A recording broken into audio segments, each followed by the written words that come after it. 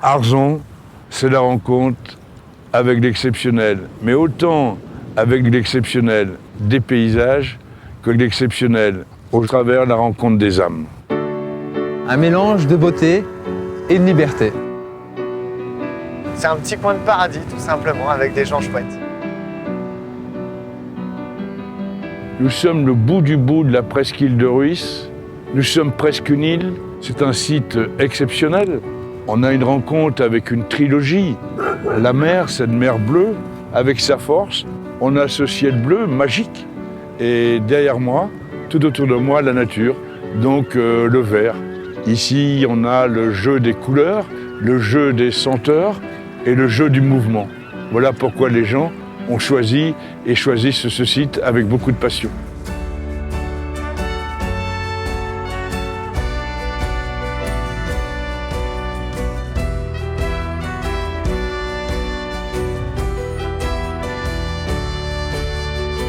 Le paysage, je m'en lasserai jamais. Tous les jours, c'est un émerveillement. C'est un espace qui permet d'être peut-être plus serein.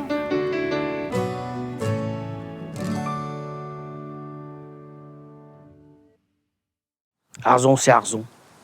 C'est ma commune de naissance, donc je peux pas... J'y suis attaché.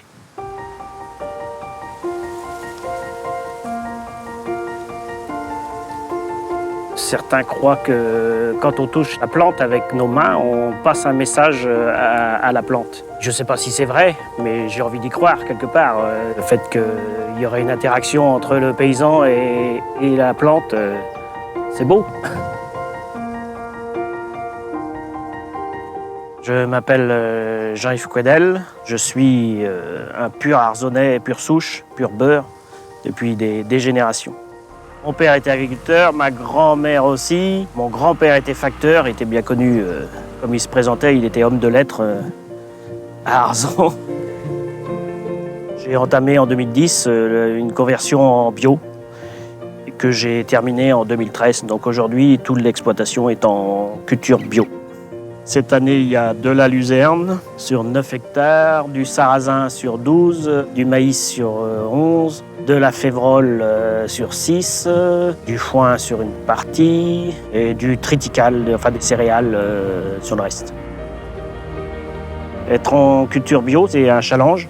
Il faut être moins exigeant sur l'état de propreté des champs. Se dire que c'est pas parce qu'il y a quelques herbes dedans, ça fait partie de la biodiversité. Et ces herbes-là ont un rôle aussi.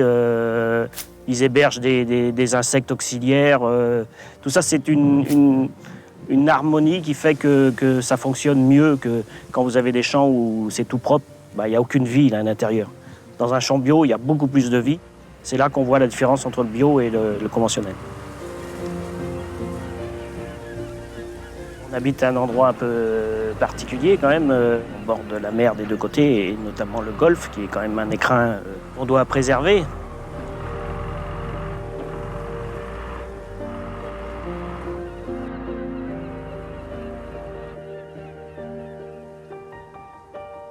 Je suis fier de ce que je fais. Aujourd'hui, j'ai plus honte de dire que je suis paysan.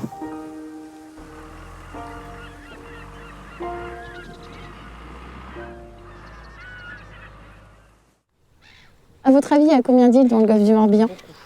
Alors ça, c'est la légende. On dit qu'il y a autant d'îles que de jours dans l'année, mais en vrai. Alors on en a à peu près 48. J'ai créé un nouveau concept pour en fait amuser autant les petits que les grands. Je fais des ateliers cuisine, ateliers peinture, ateliers bricolage et tout ce qui est sortie nature, chasse au trésor, pêche à pied, découverte de l'Estran. Dans le programme d'aujourd'hui, on fait des brownies. Alors, pour les brownies, à votre avis, on va avoir besoin de quoi? Chocolat. Alors là, ça c'est des enfants d'Arzon. Mon fils c'est Timéo, celui avec le t-shirt vert. Souvent on a des nounous. Moi pour ma part, souvent c'est mes parents qui gardent Timéo. Et quand on ne peut pas faire autrement, en fait, on s'arrange entre nous. Celui qui ne travaille pas va garder les enfants. On s'entraide en fait. On a vraiment un mode de vie ici un peu d'îlien. Comme si on est sur une presqu'île, mais c'est un peu comme si on vivait sur une île.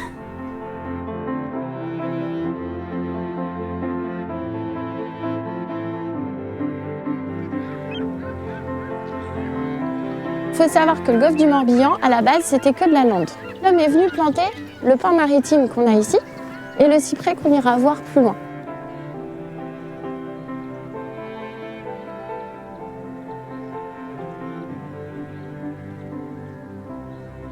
C'est une vie qui est pour moi juste parfaite, hein. C'est-à-dire que déjà dans mon boulot, j'ai toutes mes passions. Je suis en communion avec la nature et en fait une fois que j'ai fini mon travail, je peux faire du kite quand j'ai le temps, je vais me repromener le soir avec mon fils. C'est vraiment une qualité de vie qui est exceptionnelle et pour rien au monde je quitterai cette vie.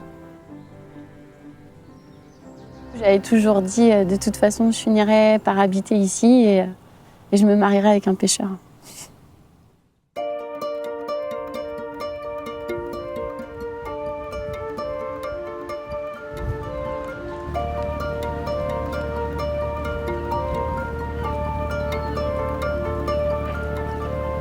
Là j'ai 16 ans, je me rapproche de mes 17 au mois de juillet.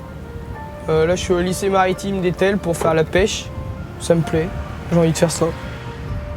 Mes parents ils sont dans la pêche, mon papy était dans la pêche. Donc je vois la mer depuis que je suis tout petit. C'est la 4e génération. Et le grand-père, le père, moi et puis...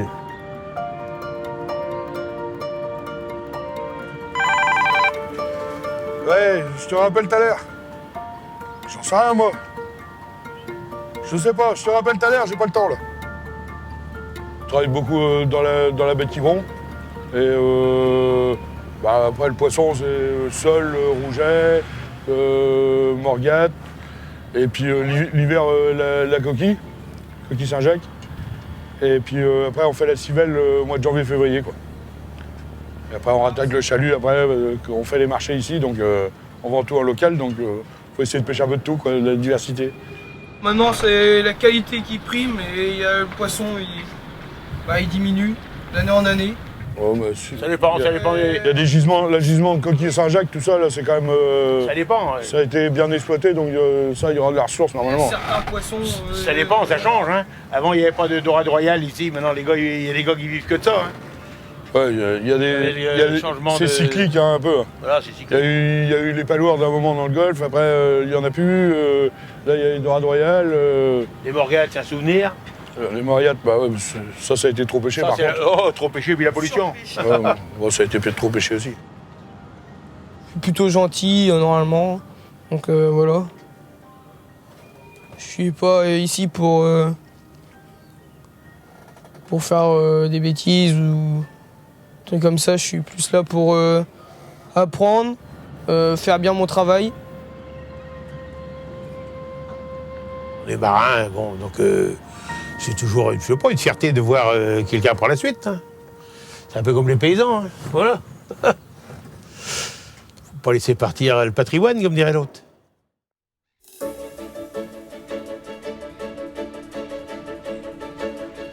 Je m'appelle Béranger Laurent, je travaille chez Naviwatt, qui est spécialiste de bateaux électriques, et je suis en charge de tout le développement commercial de l'entreprise, située à Arzon.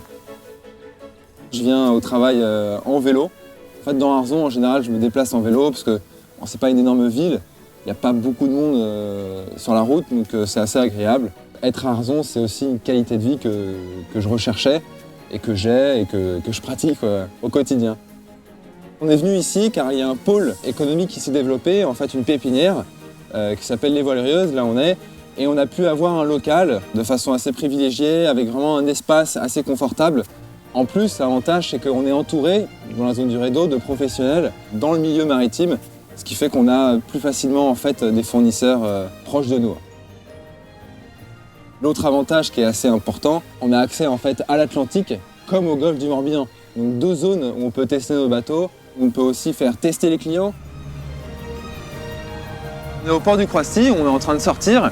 Et en fait, le gros avantage, c'est qu'on est vraiment à même pas 5 minutes. C'est-à-dire en 5 minutes, le bateau est dans l'eau. On peut aller super vite dehors. On peut tester à fond. Et en plus, il y a des vagues là-bas. Donc on peut vraiment tester le bateau de façon assez sportive.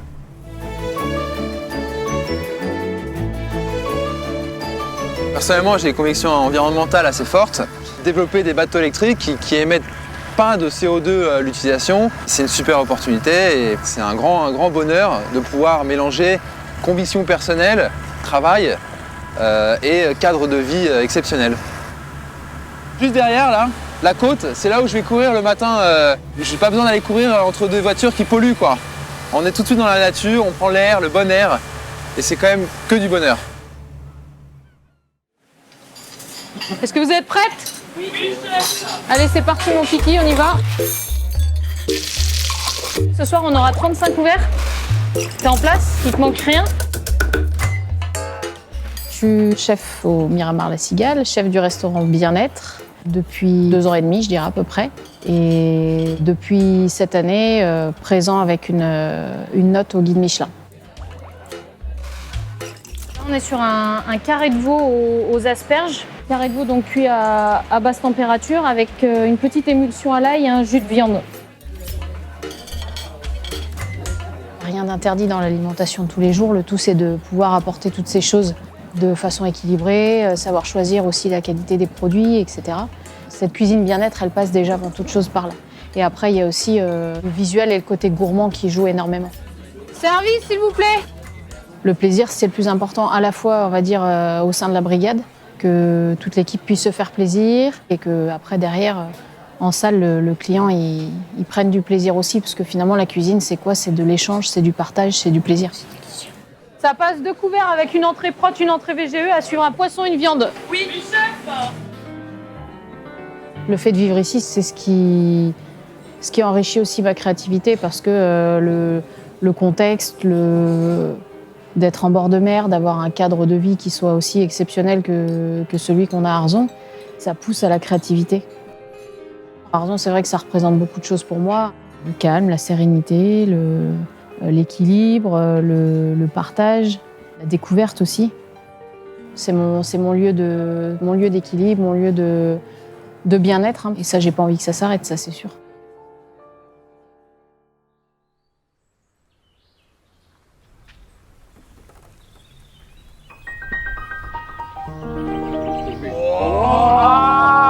Vous avez filmé ça? Voilà. Des endroits comme ça, il n'y en a pas beaucoup. C'est tellement beau, quoi.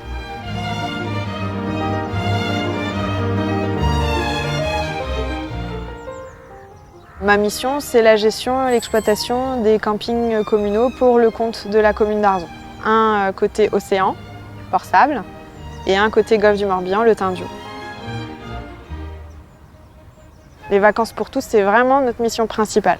Offrir à tous la possibilité de venir passer des vacances à Arzon, dans cet endroit qui pourrait paraître au prime abord un endroit réservé à une clientèle aisée.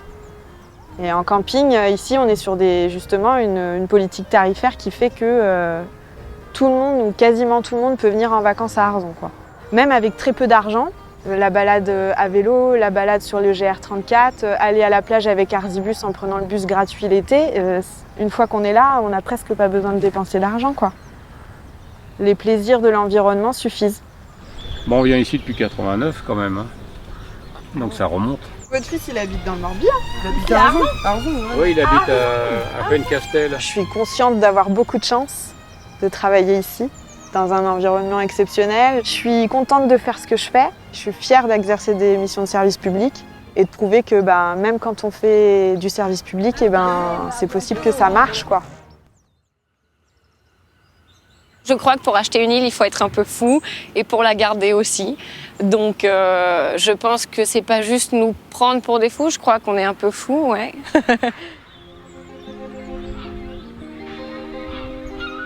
L'île, elle comprend 2 projets. Il y a un projet de location d'exception. Donc on rénove cette maison en y apportant beaucoup de confort. Et il y a un second projet qui est la résidence d'artistes sur des temps variables. Ils viennent sur l'île pour expérimenter et approfondir leur travail.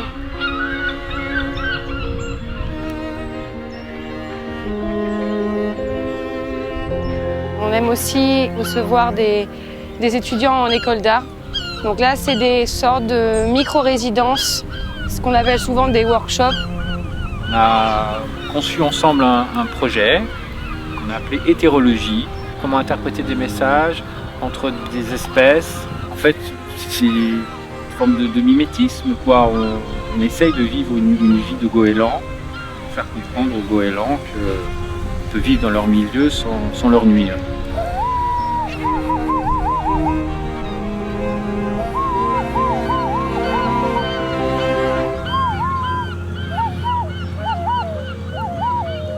Avec mon ami Owen, on a fait tous les deux les Beaux-Arts pendant 5 ans. Et vers la fin de mes études, ça m'a paru évident d'amener la partie artistique sur l'île.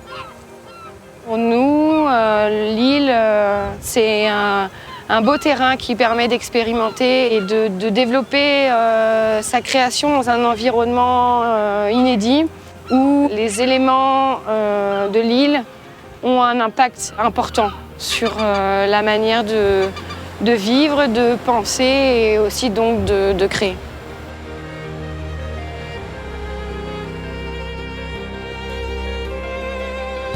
Et ce qui est intéressant pour moi sur l'île, c'est qu'il y a cette dimension d'autarcie qui est présente, du fait qu'on est entouré de mer. Et quand on est à plusieurs, il y a une dimension collective et de coopération qui est amplifiée. Tout le monde est ensemble et toute problématique et toute manière de vivre est une matière à réflexion. Parti vraiment sur l'idée de communiquer avec les goélands et j'ai l'impression d'être devenu un peu un goéland quand même. On essaye tous les goélands à l'air des raccords. La notion de temps sur l'île est très très différente. Je ne sais pas s'il a plus ou moins d'importance, mais en tout cas, il est moins oppressant. Donc il y a une sérénité qui est beaucoup plus importante.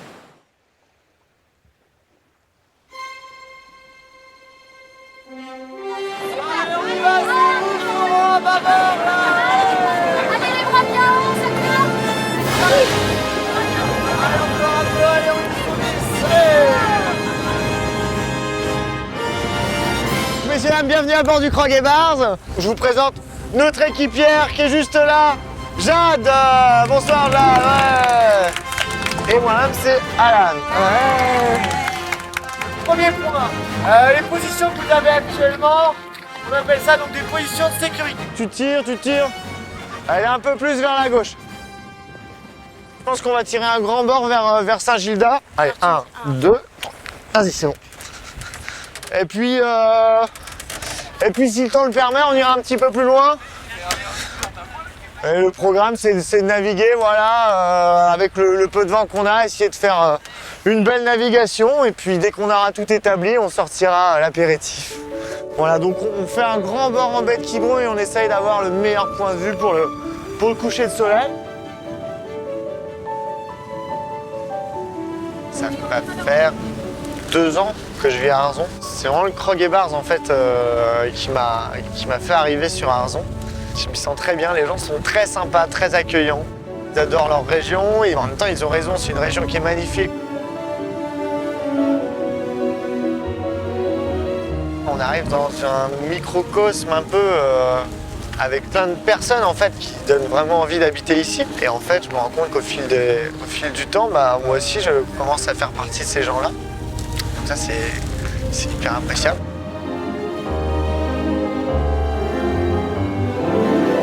Ce plan d'eau il est fantastique quoi. Et le vent est constant, la mer est magnifique. Voilà, il y a peu de danger, c'est hyper safe. Donc pour la voile c'est un paradis. Entre le golfe et la baie de Quiberon. Voilà, les ports navalos c'est la Mecque. En général, ça se passe à peu près comme ça, ouais. Mais là, on voit le beau côté aussi, hein. Vous n'êtes pas en train de poncer, de peindre, hein, de laver les voiles, de laver les voûtes. Non, c'est un beau métier. Je changerai pas. Je changerai jamais, je pense.